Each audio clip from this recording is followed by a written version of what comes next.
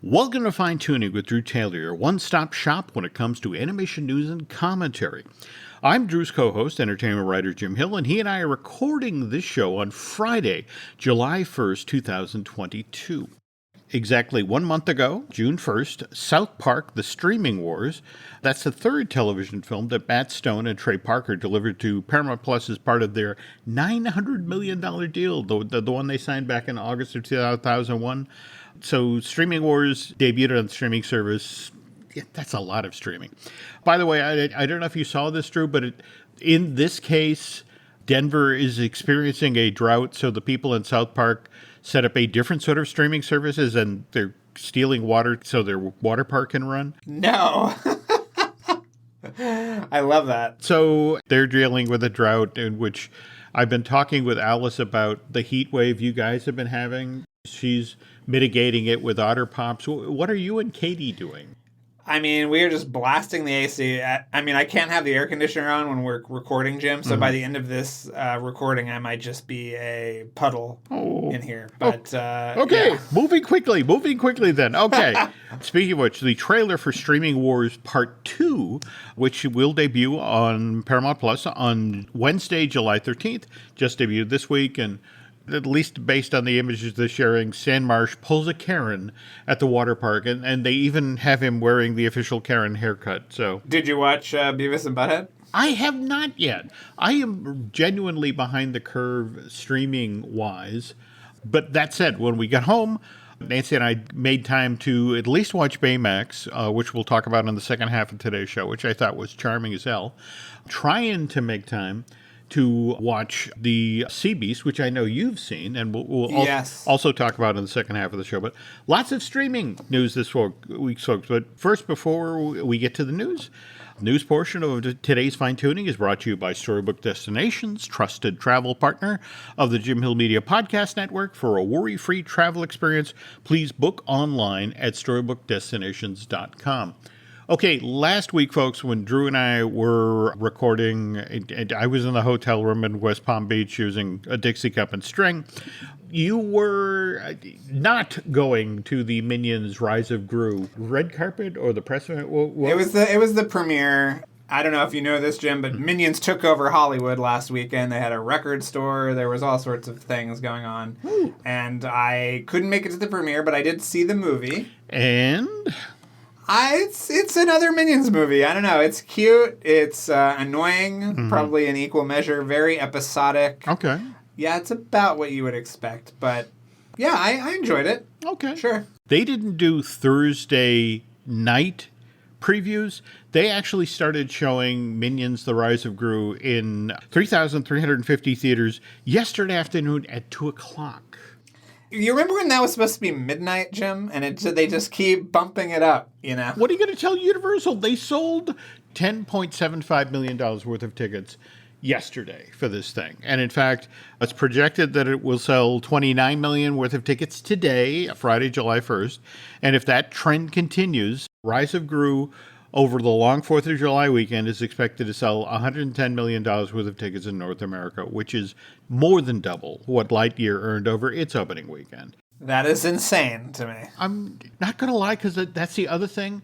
I did manage, while I was away, to get to see Lightyear, and it's exactly what you said it was. It's this wonderful film, that lovely homage to the sci-fi films of the 1970s, and I didn't want to buy a Sox Scene 7. Oh, Super 7. Super 7. Oh, the replica. But after having seen the movie, oh my God. And actually going over the Studio 7 and looking at what they have there. Oh, did you not know about Super 7? They're an amazing company. Oh, this was a mistake. Yes.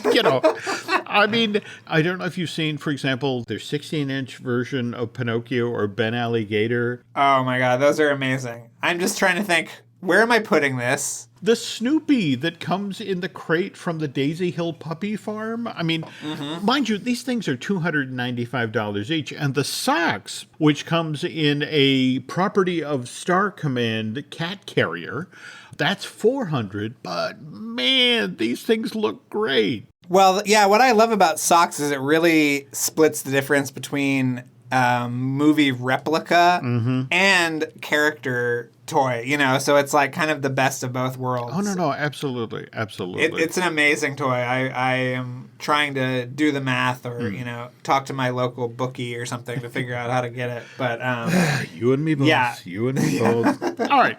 To slide back to Rise of Gru for a sec, Illuminations, they're almost religious about the July 4th weekend or the vicinity when it comes to these movies. I mean, original Despicable Me came out July 9th, 2010.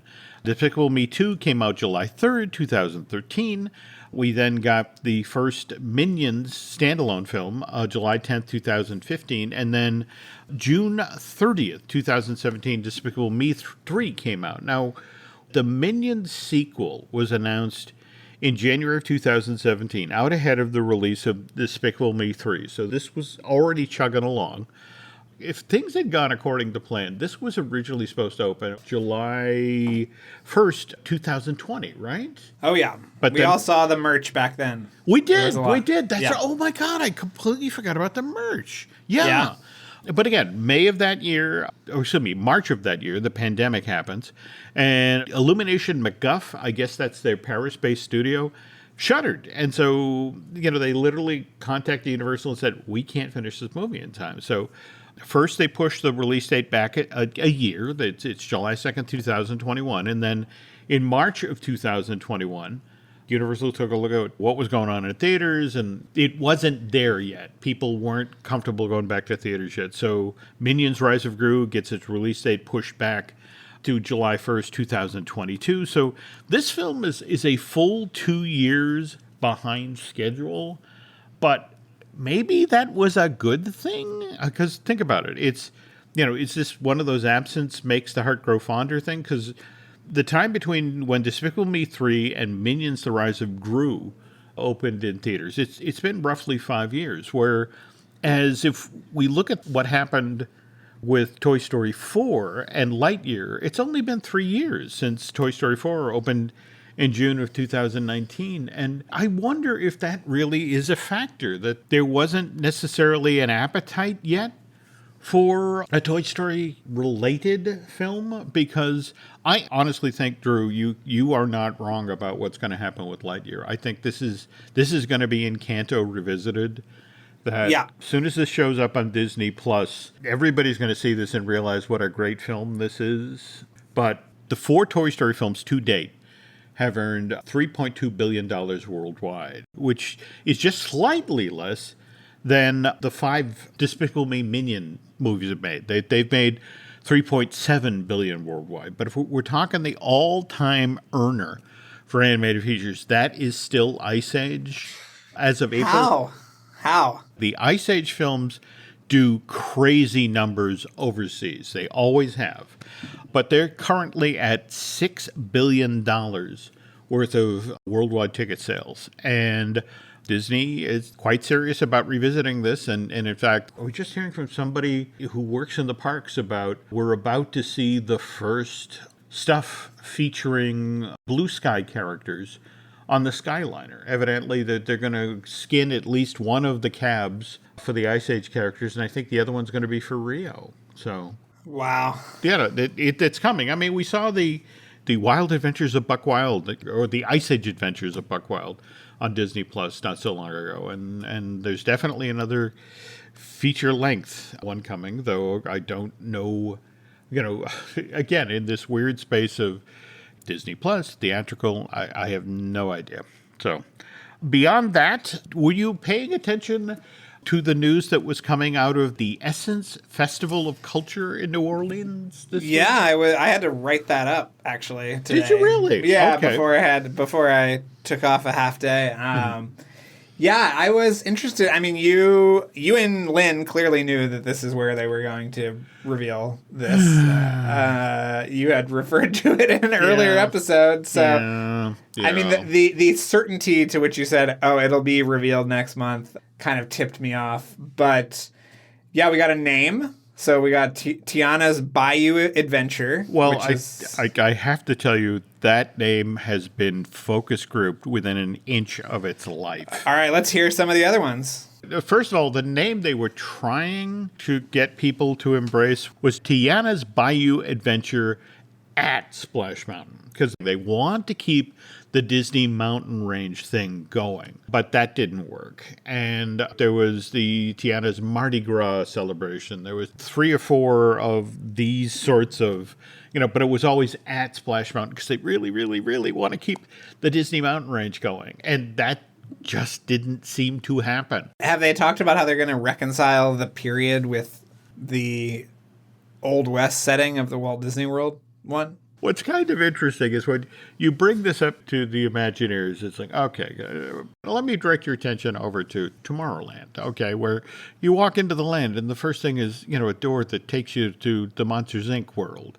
And then you walk a little further up the street and there's Buzz Lightyear's Star Command. It's like, it's only the theme park purists who actually take this crap seriously. It's just sort of like, Well, I don't like that their explanation is to point to another crummy area of the park. I know what you're saying, but it's just literally, look, we can bring a Princess and the Frog attraction into the park. So we can take an attraction that opened, and remember, the original Splash Mountain, well, the first one opened in Disneyland in July of 89. The Disney World and the Tokyo version, I looked at this when I was writing up my piece. yeah, I mean, it opened within one day of one another. I mean, Tokyo opened first, October 1st, 1992, and Disney World opened just one day later on October 2nd. From day one, this has been kind of problematic, and if you look at the choices about, we don't have Uncle Remus, we have Brer Frog, they knew this. They knew going in that this was going to be something they'd have to deal with further and further down the line, and this is where we are. That said, what's so funny is to watch the people online look like, really? We just got Ratatouille Adventure, or Remy's Ratatouille Adventure, and now it's Tiana's Bayou Adventure. But Disney's been doing the adventure thing. I want to say Indiana Jones Adventure was the first, quote-unquote, ride. Well, we think of that as Indiana Jones and the Temple of the Forbidden Eye. Well, there we go. Yeah, yes. And again, you want to talk about another name that, it's like, please say this. It's like, no, where's the Indiana Jones ride? Right. But we got Micro Adventure, the Tokyo version of Honey, I Shrunk the Kids. That was 97. And let's not forget, Universal Islands Adventure theme park opens in May of 99, followed by Many Adventures of Winnie the Pooh at the Kingdom. What about Snow White Scary Adventures, right? There we go. Yes. Okay. And now it's Snow White's the magical Snow White's wish. Gentle, yeah. There we go. There we go. Very polite back robe. Yes. That's just that sort of attraction. But well, I thought it was interesting the timing of it. So it'll be after the first season of Tiana is on Disney Plus, and that's not a coincidence, right? Did you see the drawings of her too? It looks like she's got a new outfit. Very much so. Very much so. But the merch people are not happy because the merch people, they want Tiana in the attraction and in her wedding dress, the thing we saw at the very end of the film. But when Tiana drops next year, there will be a robust retail program. In fact, that's supposedly the first time they'll do this. And they're also looking to do the same thing with the Moana limited series. But it's out ahead of when that drops in 2023. It's like, okay, full retail program, and little girls, having seen the limited series, will know this version of Tiana when they go to Tiana's Bayou Adventure in late 2024. That's an optimistic timeline, by the way. Oh, yeah. No, absolutely. I've already been told that Disneyland most likely will be able to meet the late 2024, but there's just no way Walt Disney World will. So that may actually be a good thing, because with this opening in the spring of 2025, at least gives Disney something when Epic Universe opens down the road across from the convention center. Disaster. Yeah. So, well, I did hear a cute story about our friend Eric Goldberg sort of instructing the Imagineers on how Lewis moves, which I thought was very nice. So. That's great to hear. Okay. Yeah. So I think that there will be some fidelity to whatever version of the characters are at that point in the attraction. So, by the way, the OLC group, that's what the Oriental Land Company likes to call itself these days. they have absolutely no plans to change Splash Mountain. Right. They're not interested in it. They view it as a solid attraction that guests love, and they feel like they sell a lot of merch and plush. And it's literally one of these things. No, thank you. And that's the other thing. I'm hearing Splash closes after holiday 2022. So if you want to see this version of the attraction, maybe get to the park before January or at the absolute latest February of 2023. Oh, that makes the late 2024 date a complete fantasy. I thought they were going to close it in like the next 2 months.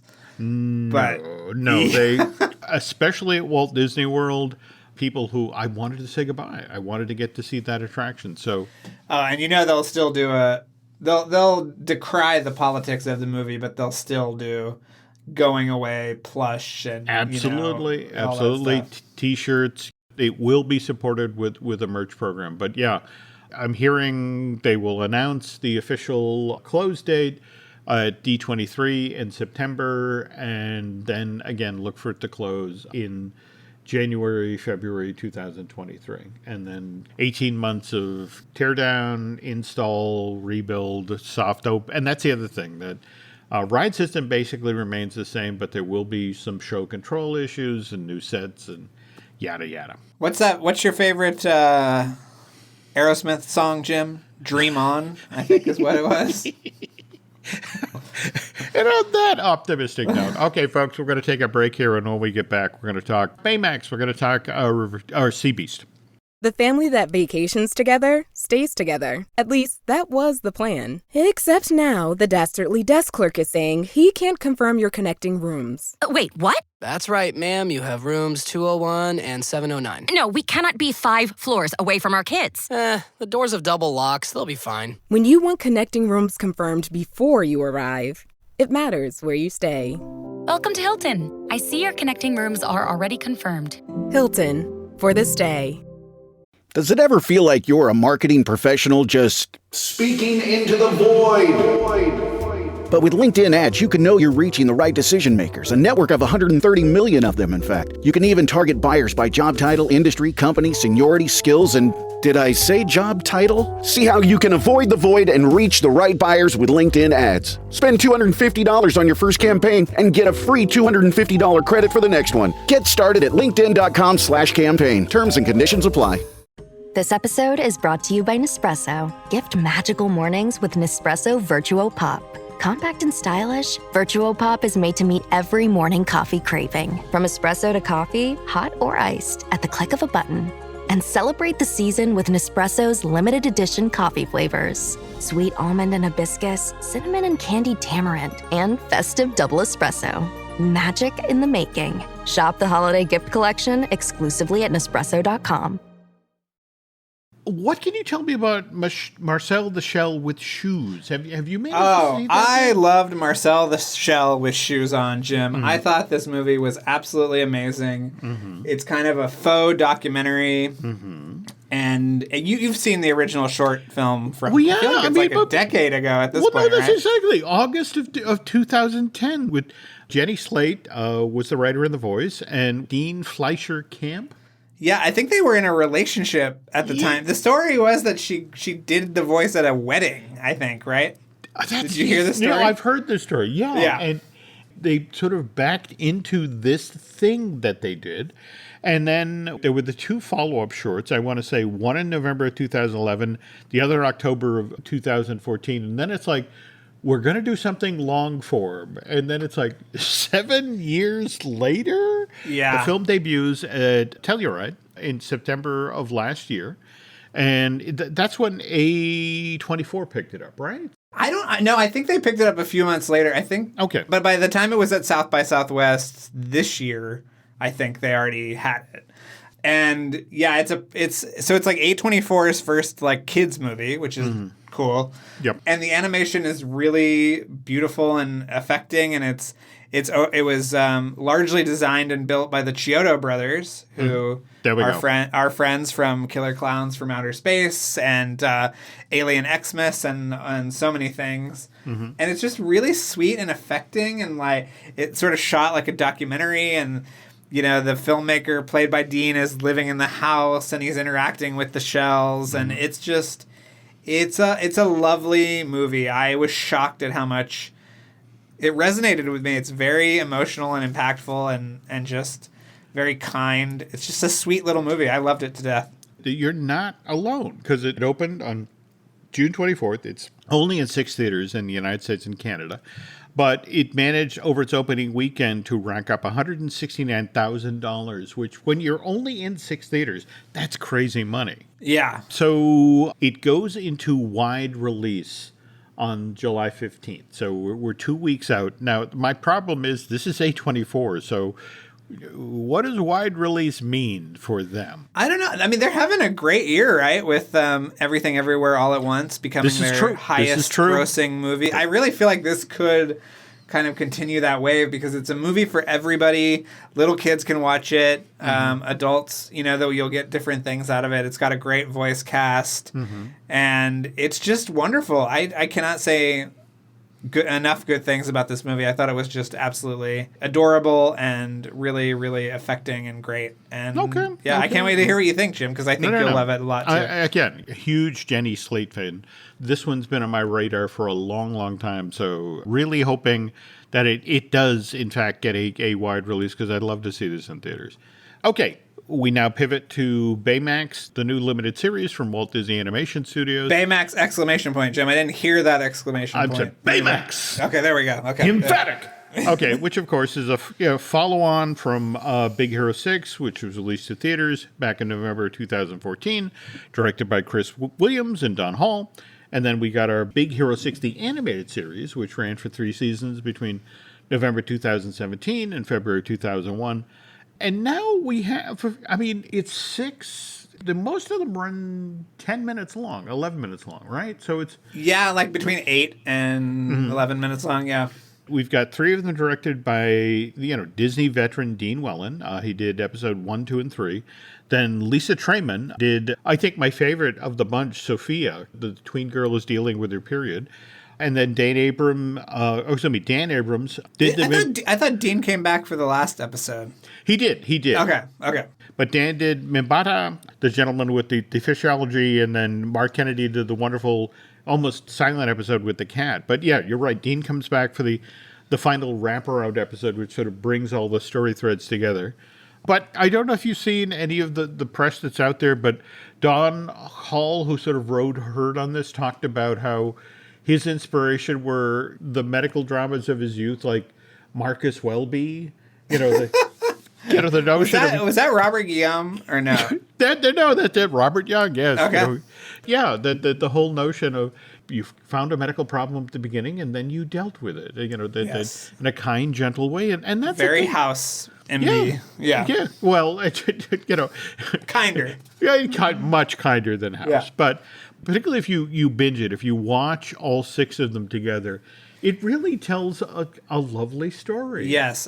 Keep an eye on the periphery, because you might see characters that pop up later in the show and things like that. That's it, exactly. Yeah. And we don't want to spoil anything, but... No, not at all. Not at all. But I'm just so happy for Dean, he's been at Disney. If you count when he was at, his first credit, which is for the studio, which is actually, was a storyboard artist on Buzz Lightyear of Star Command. Oh, wow. That was back in 2000, but prior to that, he started it at Warner's. He was a storyboard artist on Hysteria, which was... Oy.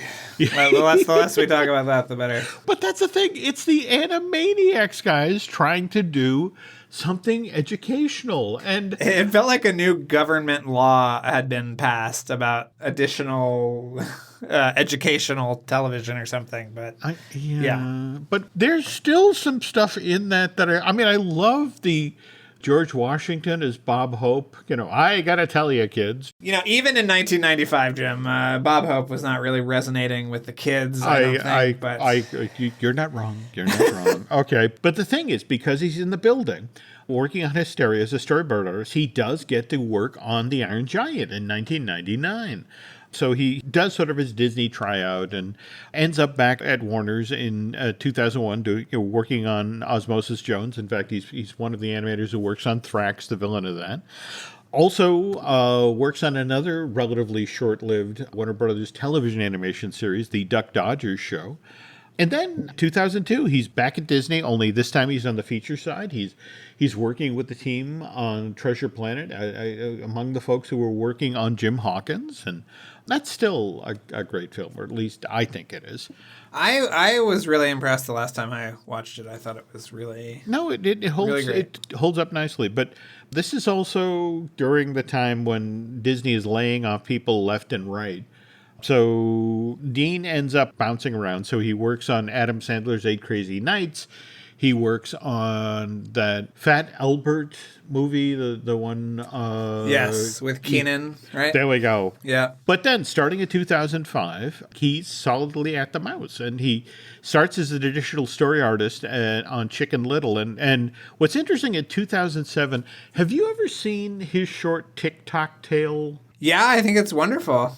Yeah, it's one of these things where it kind of bothers me that it's gotten as little play as it has. I mean, I think it turned up on that short collection, which, let's be honest here, is more than happened with Glago's Guest. Speaking of Chris Williams, where the hell is that? Yeah, no, that's it exactly. It always makes me crazy that one, never mind about the cutscenes from the chunks that were cut out of the Black Cauldron. Somewhere in the Disney Vault is Glago's Guest, and I would just like to see it up on a screen. What could it cost to put it on the streaming service? You know what I mean? Like, I don't know. There's some reason they don't want to share that. But getting back to, he toggles back and forth between a story artist. He works on Bolt, but he also keeps his hand in as an animator. He works with the team on Princess and the Frog that does Dr. Facilier. And then from there, he's solidly, a guy who works in story. We've got him working story on Tangled and Frozen and Big Hero 6, Zootopia, Moana, likewise, Ralph Breaks the Internet. But the credit that genuinely intrigues me is the one from 2021 where Dean is the director of pre-production on Raya and the Last Dragon. And if you think about what that would have been like, Drew. Well, he was a director on it, right? Mm-hmm. Like, he was one of the directors before they did the switch, right? That's it, exactly. But if you think about making that movie, and as spectacular as that film looks, as the studio is sliding into the pandemic, where suddenly you have to figure out how to do this from home. That's huge. But the other one, again, if you drill down into his credits, they have him listed for 2024. He's supposedly the director of an untitled fantasy project for Walt Disney Animation. Now the problem is this is clearly dated information because they list his co-director as Paul Briggs, and you and I both know Paul left Disney after a 25-year career, also as a story artist. He's over at Netflix right now. Yes. I actually don't think Dean is still there either. Oh, no. Really? Yeah, Oh. I think somebody told me that recently. Okay. And I can, if somebody knows differently, please reach out on Twitter. But yeah, I mean, you remember Dean's Space Race movie too, right? You're right.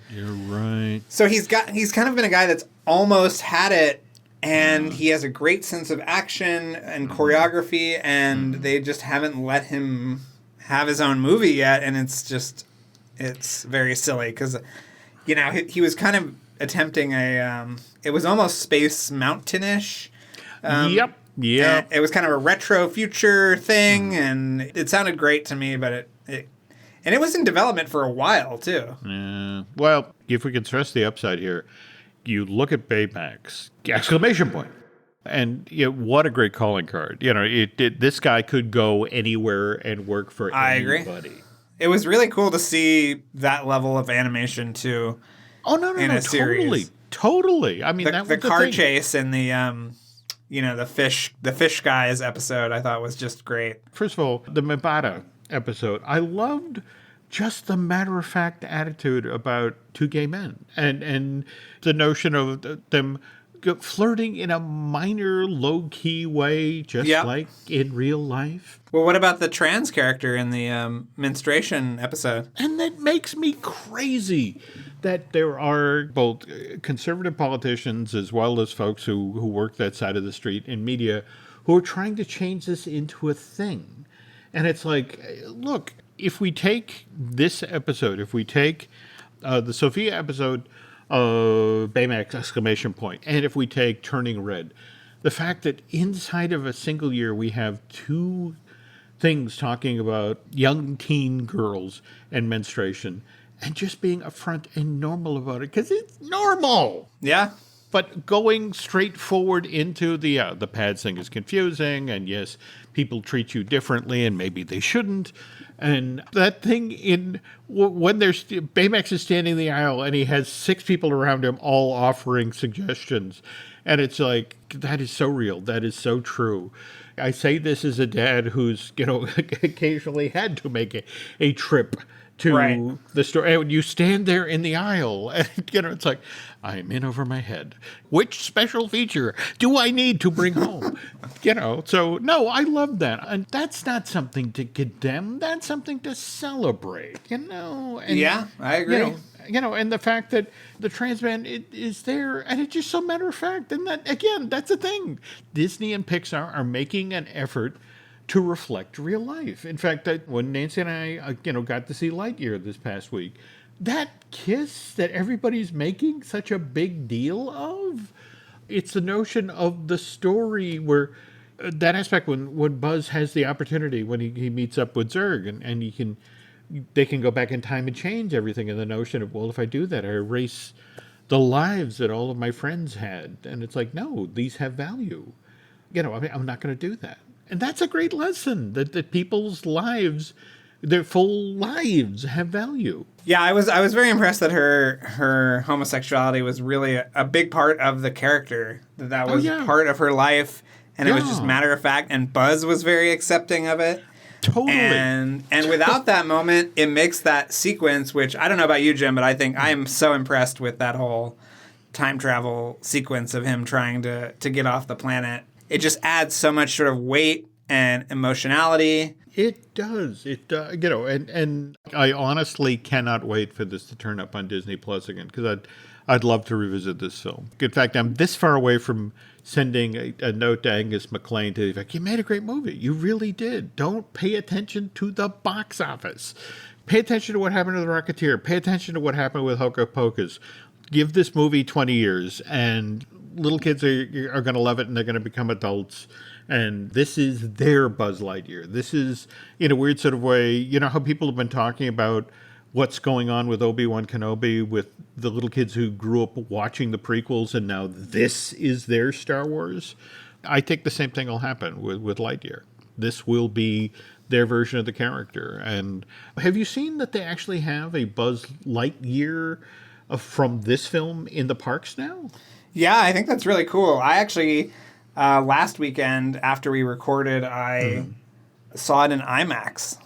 Oh, wow. Which was really amazing. It's the first Pixar movie, I think it might be the first animated movie at all to actually be designed with the IMAX screen in mind. So it fills up the full screen. So even if you see Top Gun, it won't fill the entire screen. This one filled the entire screen, and it was really amazing. Moments like Izzy's spacewalk towards the end of the movie. It's just like you're like falling out of your chair. It's really, really impressive. That's, again, the action scenes in this were so well staged. And likewise, I love the little bits of connective tissue to stuff that we'd heard previously in the Toy Story films. I mean, it's a lovely crafted, great fun film worth checking out. But again, we were talking about Baymax, exclamation point, which again, Don Hall, who directed the original film, had consulted on. And of course, if we're talking about the original film, Big Hero 6, it was also directed by Chris Williams, who is not only the director, but also the co-writer of The Sea Beast. And you've gotten the chance to see this, right? Yeah, I'm a big shot, Jim. I don't know if we've established that here, but I'm a half shot. Right. Or I missed the target constantly. Anyway, so you were saying. Yeah, I saw it. I saw it right before I got sick, so whenever that was, 2 or 3 weeks ago. I thought it was really amazing. I thought it was really, really great. It's on Netflix. If you're listening to this on Tuesday, it'll be on Friday. And I just loved it. Do you have a screener, Jim? Did you get to watch it yet? I have not. You know, Okay. in fact, depending on where you go, they're saying there was a theatrical release of The Sea Beast on June 24th, or it's being released theatrically on July 8th. And I can't get a straight answer out of anybody in Netflix. And I've heard from a lot of folks that you really want to see them going after the red bluster on a big screen. Yeah, I would love to see it on the big screen. I might go to the premiere next weekend, which is at the Autry Museum, Jim. Which Is it really? designed Oh. by Walt Disney Imagineering? Have you ever been there before? No, and I've Or- heard the theater is amazing. So I think I'm going to have to do it. What Drew's talking about here is the Gene Autry Museum for Western Heritage, I want to say, right? Yes, at Griffith Park, probably There in we there go. somewhere, right? There we go. Yeah. And this was during the period when Walt Disney Imagineering was trying to get into the museum designing business. And this is Gene Autry, the gentleman, he owned the Angels at that point, right? Yeah, and he what is now the Parker Palm Springs was a Holiday Inn that he owned where they There we would go. do the spring training. So if you ever go to the Parker and go see that giant field out back, that's where they would train. I did not know that. Yeah. And Gene had this amazing collection of props and, well, not only stuff from the films he made, but likewise he had collected genuine pieces of Americana. And the whole notion was taking his collection and creating the space for them. And I'll love to talk with you after you've seen the premiere of The Sea Beast and see what you think. But get there a little early. Check out the museum. I mean, because in a lot of ways, you're going to pick up, oh, yeah, the Imagineers had a hand in this. There's between the rock work outside and the way they exhibit space and how you move through the museum, very, very much drawing from the Disney theme park design world, but at the same time, very much in support of what Gene brought to the table. Yeah, I think it's a good excuse to go over there. Cool. Yeah, I can't wait. So, all right. Well, anyway, folks. Okay, so next show, after Drew goes to the premiere, we'll talk in depth about the Sea Beast. But for now, again, Drew has his wonderful Light the Fuse, a.k.a. Light the Fuselage podcast, and we have to talk about Top Gun Maverick 4 weeks after it's been out in theaters. And it comes within inches of, well, I mean, for a time this past weekend, it was number one at the box office. Yeah, right? it really looked like it was going to squeak by, but it did not. It just $1.4 million separated what the new Elvis movie with Tom Hanks made and what Top Gun Maverick made. But that basically doesn't matter because also this past weekend, Top Gun Maverick became Tom Cruise's very first billion-dollar earner. Can you believe that? Doesn't that seem like a error or something? It's like I have to say, given how long he's been in the business and given how huge the Mission Impossible film franchise is, I'm kind of shocked that this is his first, the one to go blow through the billion-dollar barrier. But if I was Paramount, I would be very excited about Mission Impossible 7 next summer. yeah, So to have this momentum and then to have it come out so quickly after Top Gun, I mean, again, you're not wrong, and the fact that that then you have part 2, it's like, can we have $3 billion? Could. But anyway, I think so. Yeah. Speaking of which, though, what are you and Charles doing over with your Light the Fuse podcast? I think this week we, we're kind of doing Light the Fuse / Light the Fuselage with Lauren Balfe, who is the composer of Mission Impossible Fallout and the next two, and he is I think he's credited as the music supervisor or producer or something on Top Gun Maverick. So we talk about everything. He's great. It's a great conversation. Oh, cool. Yeah. All right. Well, folks, if you could do Drew and I a favor, if you could head over to Apple Podcasts and rate and review. Well, not just the show you're listening to now, Fine Tuning, but also light the fuselage. Well, again, that helps people find the show. That helps people. Gets us additional ears and eyeballs. What about your other shows, Jim? Yeah, we got some other ones here. We got Disney Dish with Len Testa. We got Marvelous Disney, I Do with Aaron Adams. Likewise, we have Looking at Lucasfilm with Brian Gunn. And if you're looking for something to listen to, those are there too. But if you like what you listened to tonight, folks, if you want to head over to Bandcamp and subscribe, that's good too.